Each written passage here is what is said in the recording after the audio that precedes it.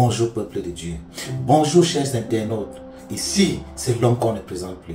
Ici, c'est votre humble serviteur, l'apôtre ici. Aujourd'hui, je viens vers vous avec du costaud. Je viens vers vous avec quelque chose que nous avons l'habitude de dire. Je viens vers vous avec ce thème, l'ère du vaisseau. Je viens vers vous élucider qu'est-ce que l'ère du vaisseau. Quels sont les événements qui doivent se passer, qui doivent s'accomplir pendant l'ère du vaisseau. Et avant l'ère du vaisseau, on était dans quelle ère et qu'est-ce qui s'est passé pendant ces ères. Comment est-ce qu'on caractérise l'ère du vaisseau? Et dans cette édition, je vais vous parler des événements qui défraient la chronique au Cameroun. Parce que cela a l'effet avec cette ère, notre nouvelle ère, l'ère du vaisseau. Je vais vous parler de l'affaire Bogda.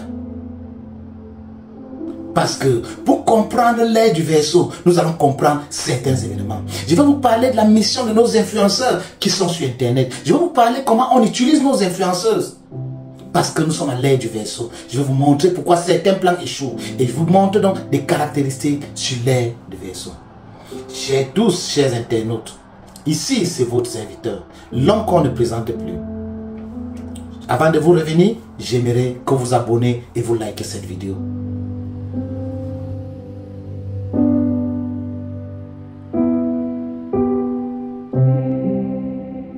Bonjour une fois de plus, chers internautes. Bonjour une fois de plus, chers membres de cette petite communauté. Ici, je vais vous parler de l'ère du vaisseau. Qu'est-ce que l'ère du vaisseau? Qu'est-ce d'abord le vaisseau?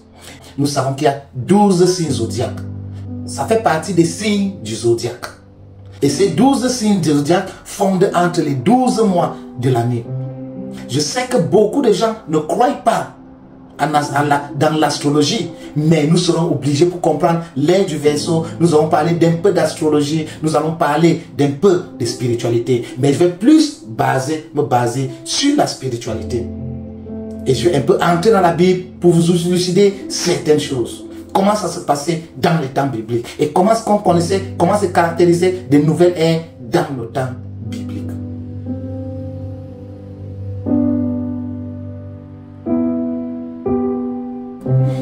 Je disais tantôt, nous avons 12 signes du zodiaque. Tous ces 12 signes fondent dans les 12 mois de l'année. Par exemple, nous avons le signe du Capricorne qui fond entre fin décembre et début janvier. Après, nous avons le Verseau, Poisson, Bélier, Taureau, Gémeaux, Cancer et Consort. Là, ce sont les signes zodiaques. Là, ces signes couvrent environ un mois. Mais ici, nous parlons de l'ère. L'ère n'a pas un temps précis. C'est juste un temps fixe entre une époque et une autre époque. C'est ça qu'on appelle une ère. Nous allons poser la question, comment est-ce qu'on calcule l'ère et comment est-ce qu'on connaît l'ère? Les astronomes comptent l'ère pour environ une ère, va environ 4000 années. Mais des personnes spirituelles statuent des ères environ 2000 années. Puisque je veux parler de la spiritualité, je veux parler de la métaphysique, donc je vais préférer prendre l'approche spirituelle. Maintenant, nous allons constater quelque chose. Nous savons tous que la Terre tourne en gravité. La Terre tourne sur elle-même en gravité. Et cette Terre recule avec des autres planètes autour du Soleil. Maintenant, si la Terre tourne vers le sens inverse de l'aiguille, lorsqu'elle roule autour du Soleil, c'est au sens de l'aiguille. Oui. Et là, c'est pour cela que les signes zodiaques vont du premier mois de janvier jusqu'en décembre, va de manière progressive, mais les ères reculent. Avant d'être dans l'ère du Verseau, nous étions d'abord dans l'ère du Poisson. Quand on parle de l'ère du Verseau, les astronomes, les astrophysiciens auront une manière de caractériser cela. Et maintenant, les hommes spirituels auront aussi leur manière de caractériser. Donc, je vous dirais ici que les ères dépendent sur quel angle on regarde cela.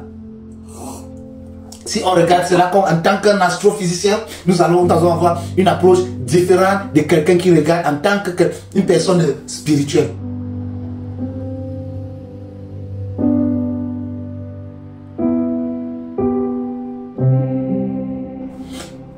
aujourd'hui, nous sommes à l'ère du vaisseau. Certains disent nous y sommes déjà, d'autres disent nous sommes en train d'entrer. Mais qu'à cela ne tienne, les airs ne changent pas comme les pages d'un livre. Ça change en fondu, enchaîné. Pour ceux qui font la musique et tout ça, font la musique, la production, ils vont comprendre ce que j'appelle fondu, enchaîné. C'est-à-dire, l'air du poisson fond dans l'air des béliers. Et c'est comme ça que les signes zodiaques fonctionnent. Donc ce fondu peut prendre environ 500 000 ans. Ce fondu. Mais quand on va savoir qu'est-ce qui a caractérisé l'air du poisson et qu'est-ce qui caractérise l'air du bélier.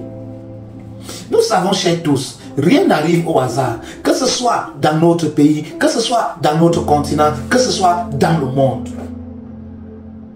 Nous nous disons parfois qu'il y a des gens qui programment ces choses. Non, ces gens ne programment pas ces choses. Ces gens comprennent ces choses. Mais nous avons comme impression que ces gens programment ces choses. Non.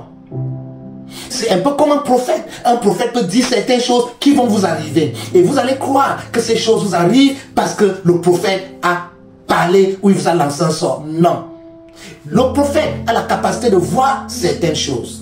Avant de continuer, j'aimerais qu'on lise un peu dans la Bible. Je voulais qu'on voie un peu certains événements qui sont passés dans la Bible. Je veux que nous comprenions que même si nous croyons ou pas, l'astrophysique, l'astronomie, le zodiaque impactent notre vie, impactent notre monde. Je veux que nous lisons dans le livre de Matthieu au chapitre 2, verset 7 à 10, je lis. Alors, Hérode fit appeler en secret les mages. Qui est un mage? Nous savons, ce sont les astrophysiciens. Oui, ce sont les astrophysiciens. Alors Hérode fit appeler en secret les mages et s'inquiète soigneusement auprès d'eux depuis combien de temps l'étoile brillait. Puis il les envoya à Bethléem en disant, allez et prenez les informations exactes sur le petit enfant. Quand vous l'aurez trouvé, faites-le-moi savoir, afin que j'aille aussi moi-même l'adorer. Après avoir entendu le roi, ils partirent, et voici l'étoile qu'ils avaient vue en Orient marchait devant eux, jusqu'à ce que, qu'étant arrivés au-dessus du lieu où était le petit enfant, elle s'arrêta. Quand ils aperçurent l'étoile, ils furent saisis d'une grande joie. Là, ce sont les rois mages, les astrophysiciens. Ça, c'est l'astrologie. C'est-à-dire quoi? Il y a des insignes dans les cieux. Il y a des insignes qui montrent des signes pour ces gens qui savent lire. Un peu comme des personnes spirituelles. Des personnes qui savent lire certains signes. Parce qu'avant que quelque chose n'arrive, il y a toujours des signes précurseurs. Hérode savait qu'un enfant spécial devait être né. Hérode savait qu'un roi devait être né. Et maintenant, il avait programmé la tuerie de tous les enfants de cet âge. Mais Jésus a échappé. La même chose avec Pharaon à l'époque de Moïse. C'était toujours une ère spirituelle. L'époque de Jésus, c'était toujours une ère spirituelle. Il y a des gens qui connaissent des signes. Des rois ont toujours des magiciens. Un peu comme des présidents ont des marabouts. Il y a des présidents qui sont dans les loges. C'est pour lire ces choses. C'est pour comprendre des époques. C'est pour déchiffrer des ères. Comment est-ce que nous allons caractériser les ères? Je vais d'abord venir à l'ère du poisson. L'ère du poisson, en spiritualité, les ères, c'est environ 2150 années. Nous savons que l'ère du poisson commence avant la naissance du Christ. On savait qu'il y a un roi qui devait naître. Il y a un grand homme qui devait naître. Il y a quelqu'un qui a l'impact spirituel qui devait naître. Et cette époque devait être caractérisée par beaucoup de réformes. L'ère du poisson a été caractérisée par beaucoup de réformes. Qu'est-ce que les astronomes disent? Selon les astronomes, on dit que cette ère devait être caractérisée par des progrès, par la technologie, par la pensée, par le scientifique, par la raison critique et la liberté.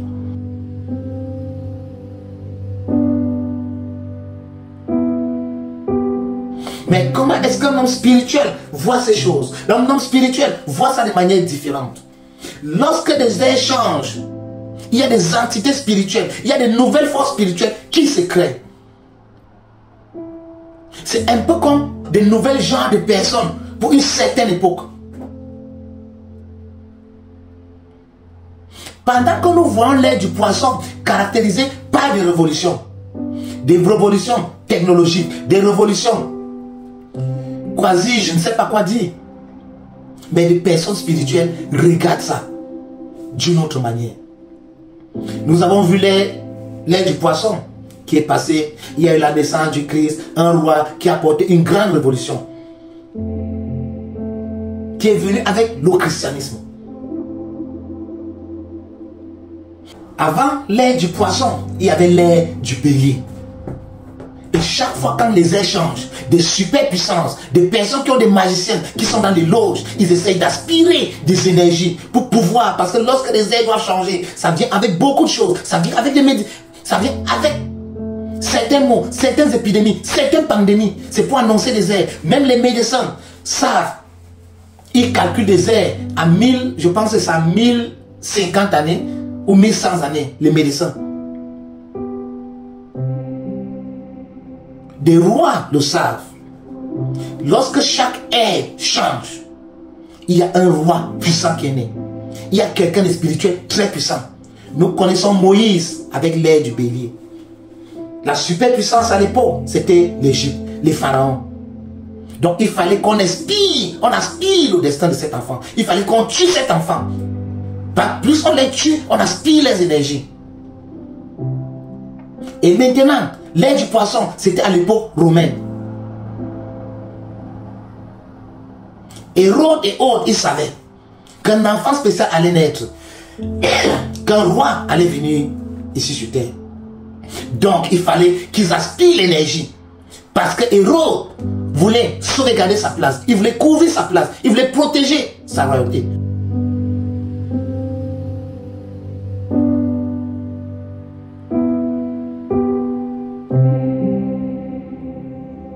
Nous sommes à l'ère du Verseau. Avant d'arriver à l'ère du Verseau, nous étions à l'ère du Poisson. Nous allons comprendre, certaines religions ont parlé de la fin du monde. Certaines religions ont parlé de la fin. Mais ils n'avaient pas tort. C'était la fin d'une ère. Ou bien c'était la fin d'une ère et c'était la venue d'une nouvelle ère. Parce que pour des gens qui attendent la fin de ce monde, je vous assure, ce monde n'aura jamais une fin, que vous le vouliez ou pas. Mais il y aura des choses qui vont changer. Il y aura des réincarnations. Il y aura des nouvelles choses qui vont venir à une autre manière.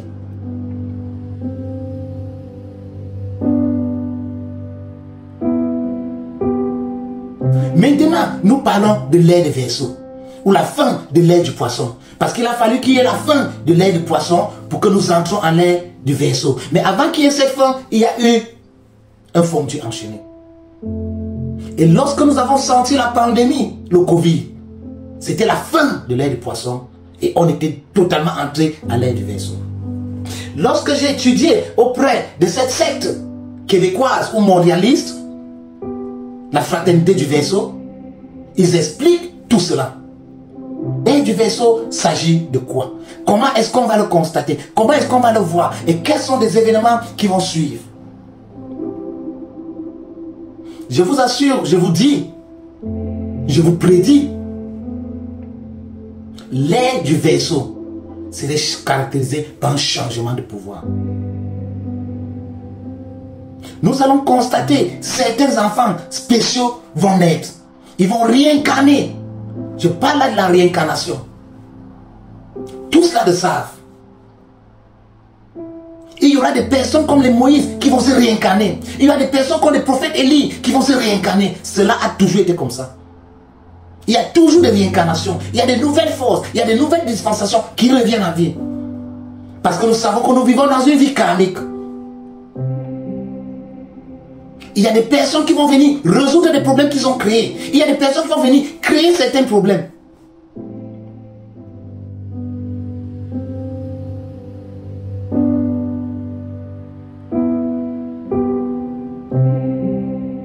Qu'est-ce que l'ère du Verseau? Nous allons voir autour du monde. Nous en voyons autour du monde. Depuis des années, juste avant les années 2000, nous avons traversé la pandémie, nous avons vu des nouvelles naissances, nous voyons des nouvelles choses qui arrivent. Nous voyons la criminalité battre son plein. Nous voyons aussi la spiritualité battre son plein. Les gens croient que les églises, c'est seulement en Afrique. les églises multiplient un peu partout. On sent cette ère venir. Avant que Jésus ne vienne, il y avait des sectes comme ça. Qui clamaient, qui clamaient. Des gens ne comprenaient plus les choses. Et cette ère de verseau, c'est un ère proprement spirituel. Des gens seront élevés selon le niveau spirituel.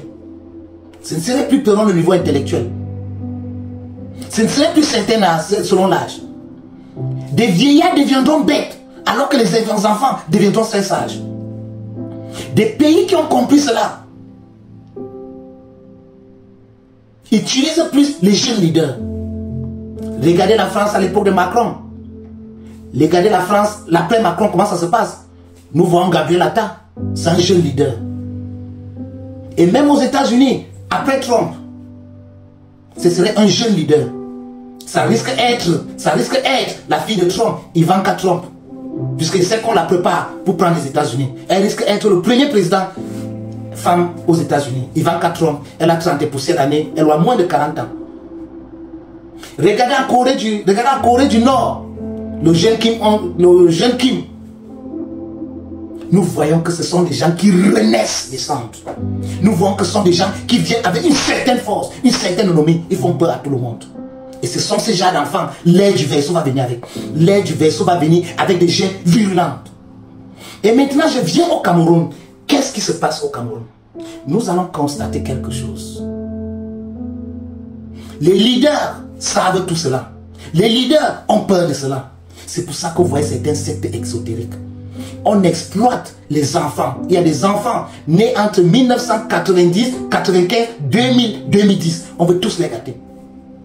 Puisqu'on sait que ce sont des enfants qui vont venir avec des étoiles très brillantes. Et pour les gâter, on a mis sur pied des agents comme les Bobda et autres. Je ne veux pas trop citer les noms pour éviter les clashs. Quand vous voyez Bobda, c'est un agent de ténèbres qui est fait pour tirer. Il tire ses énergies, il s'en va vendre. Tout ce qu'il fait, il tire ses énergies, il s'en va vendre. C'est ça qui lui donne beaucoup d'argent. Il vend ça aux hommes politiques et aux hommes d'État. La même chose avec plusieurs influenceuses. C'est qu'aujourd'hui, nous avons des réseaux sociaux. Avant cela, je vais vous parler d'un phénomène que je connais au Cameroun. Il y avait certaines jeunes dames au Cameroun.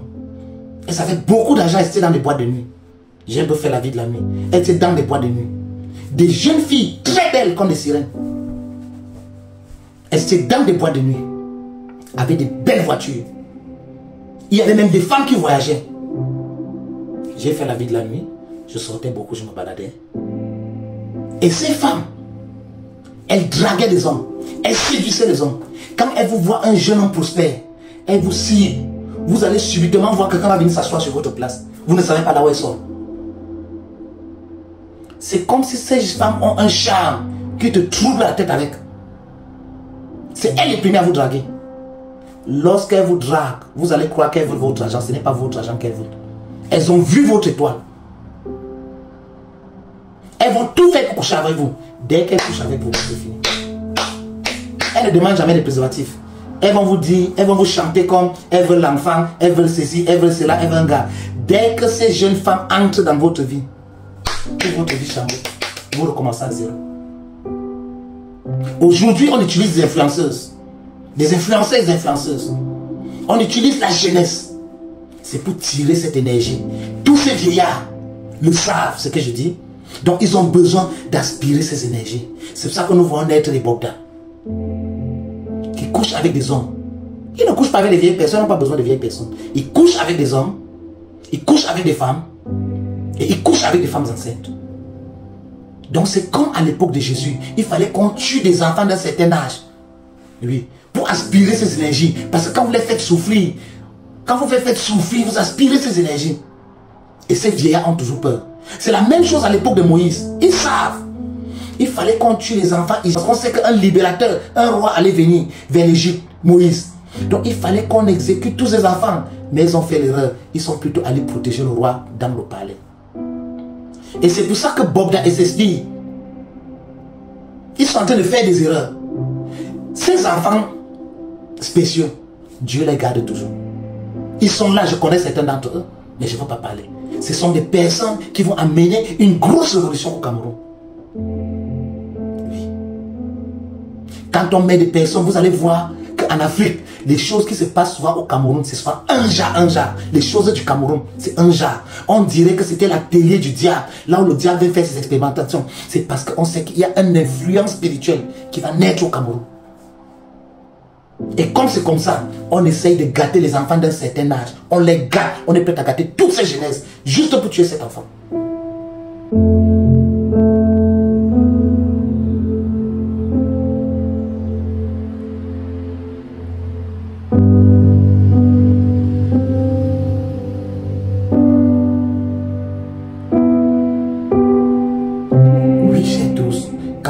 Sur le net, nous avons plusieurs influenceurs, nous avons des personnes qui sont là seulement pour arracher les destinées des gens. Et c'est pour ça que Dieu en retour envoie des personnes comme Lord Kameni pour dévoiler cela, pour protéger cela. Dieu a plusieurs manières de sauvegarder cette sémence. Il y a une sémence, je vous assure. Il y a une sémence. Même la guerre du Nord, ce n'est pas une guerre simple. C'est une guerre ciblée.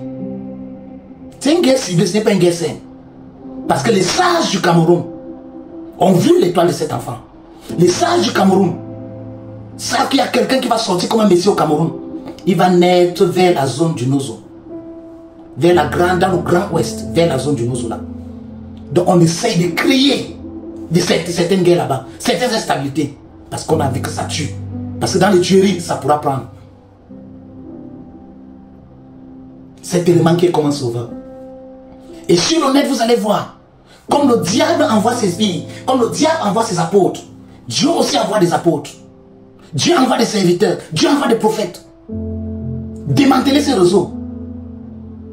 Donc quand vous voyez la dame Lord Kameni faire tout ce qu'elle fait, elle est dans son élément. C'est pour détruire, dévoiler les huit manteaux. Les huit manteaux, ils sont là pour démanteler. Ce sont des gens qu'on n'achète pas, vous ne pouvez pas les acheter, vous dites la vérité. Il y a des gens qu'on n'achète pas. Des personnes comme les huit manteaux, comme les Lord Kameni, ce sont des gens qu'on ne les achète pas. Ne pensez pas que vous allez les acheter. Vous ne pouvez même pas les tuer. Je vous assure, ce ne sont pas des gens qu'on va tuer. Et d'autres viennent encore plus virulents que eux. Que les deux là, d'autres vont venir plus virulents. C'est juste pour protéger cette sémence. C'est juste pour protéger ce genre. Ce genre. Donc nous devons être très vigilants. Parce que tout ce que nous voyons avec les yeux là, il y a des connotations spirituelles.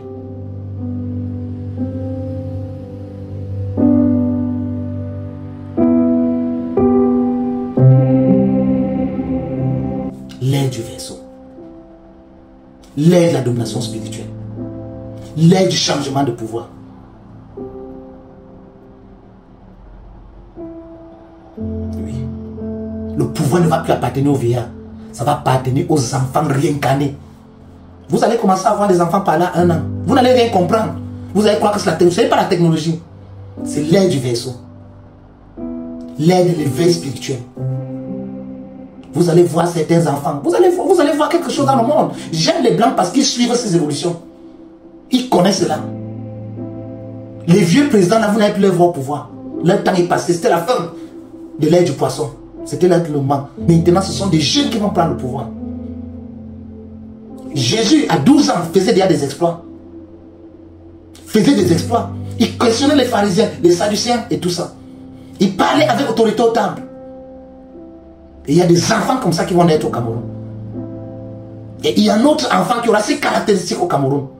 On veut détruire cet enfant. C'est pour ça que vous voyez tous ces désordres. Tous ces désordres.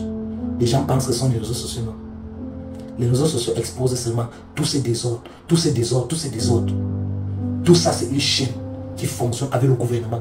Puisqu'on a envie d'inspirer les énergies. Si vous leur demandez ces vieillards, vous prenez ces énergies, vous allez faire quoi avec? Moi, je ne sais pas. À 70 ans, 80, vous êtes encore apte à quoi? À rien. Même si on vous donne toutes ces énergies, vous allez mourir avec. Et sachez que ce que Dieu a programmé pour le Cameroun, personne ne peut l'arrêter. Ces espèces sont déjà nés. Je ne veux pas donner des insignes. Ils sont déjà nés. J'en ai vu 3 d'eux. Des jeunes là très virulents. Je vous dis, les jeunes très virulents. J'ai détecté 3 de ces enfants.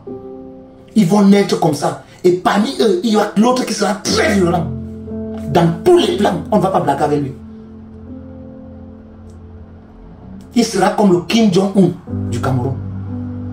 On ne va pas le découvrir maintenant. Il est là, mais on ne va pas le découvrir. On va le découvrir d'ici 5 à 6 ans ou 5 à 8 ans. On va découvrir. Il y a un jeune qui va venir de nulle part. On n'avait jamais connu. Il sera très violent. Les gens vont demander, mais celui-ci vient où? C'est Dieu qui voulait le protéger parce qu'on voulait on devait tirer ses énergies. Il n'est pas dans le showbiz, il n'est pas dans ceci, il n'est pas dans cela. C'est Dieu qui l'a fait. Dieu le cache encore. Mais d'ici 5 ans, vous allez découvrir un leader politique hors pair. Politique hors pair. Il sera le mélange du politique et le spirituel. Vous allez demander, c'est un pasteur, c'est un homme politique, c'est un quoi? Il sera dans tout. Très violent. Ce sera le genre que personne ne pourra le stopper. Donc, c'est un peu de ça, l'air du vaisseau.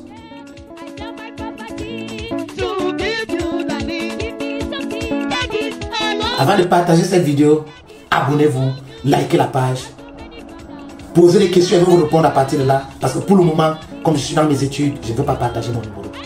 Merci chers tous et à très bientôt. Apostolios.